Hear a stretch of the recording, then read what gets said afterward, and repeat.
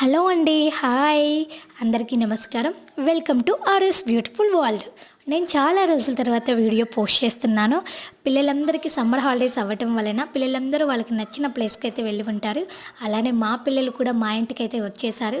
పిల్లలందరికీ సమ్మర్లో ఏదైనా స్పెషల్గా తినాలనిపిస్తుంది కదా. మా పిల్లలకి కూడా ఏదైనా స్పెషల్గా తినాలనిపించిందో ఏమో, పిన్ని పిన్ని మా కోసం ఏదైనా స్పెషల్ చేసి పెట్టవు అని అడిగారు. వాళ్ళు అలా అడిగేసరికి నేను కూడా వాళ్ళ కోసం ఏదైనా చేసి పెట్టాలని అనుకున్నాను. ప్రజెంట్ నేను కూడా సమ్మర్ హాలిడేస్ వలన ఇంట్లోనే ఉంటున్నాను. ఏం చేసి పెట్టాలి అని ఆలోచిస్తూ ఉండగా నా ఎదురుగా నాకు పచ్చి కొబ్బరి అయితే కనిపించింది. ఆ కొబ్బరితోటి ఏదైనా స్పెషల్ ఐటెం చేద్దామని ఆలోచించి ఫైనల్గా అయితే డిసైడ్ అయిపోయాను.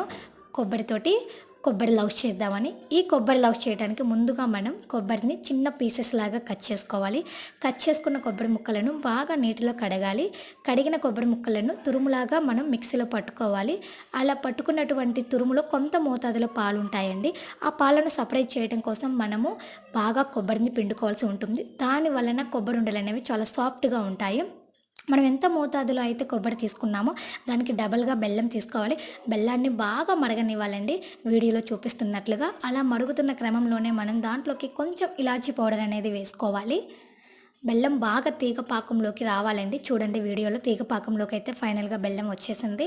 ఇప్పుడు ఆ బెల్లం పాకంలోకి మనము ముందుగా ప్రిపేర్ చేసి పెట్టుకున్నటువంటి కొబ్బరి తురుమును వేసుకోవాలి. కొబ్బరి తురుము వేసుకున్న తర్వాత మనం ఆ కొబ్బరి తురుము అనేది బెల్లం పాకంలోకి బాగా మిక్స్ అయ్యేలాగా మనం బాగా కలపాల్సి ఉంటుంది. వీడియోలో కూడా మనము బాగా కలుపుతున్నాము. ఒక 2-3 మినిట్స్‌లో అది దగ్గరికైతే వచ్చేస్తుంది.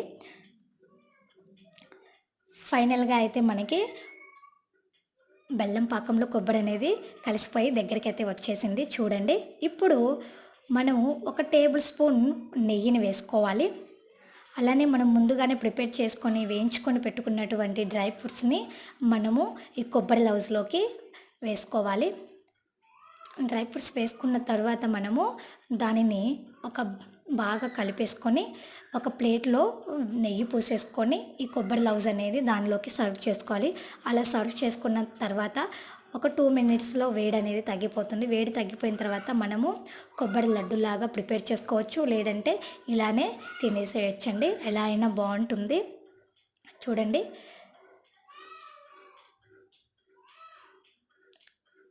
కొబ్బరి లడ్డూలు చాలా సాఫ్ట్గా ఉన్నాయండి. చూడండి వీడియోలో చూపిస్తున్నట్లుగా.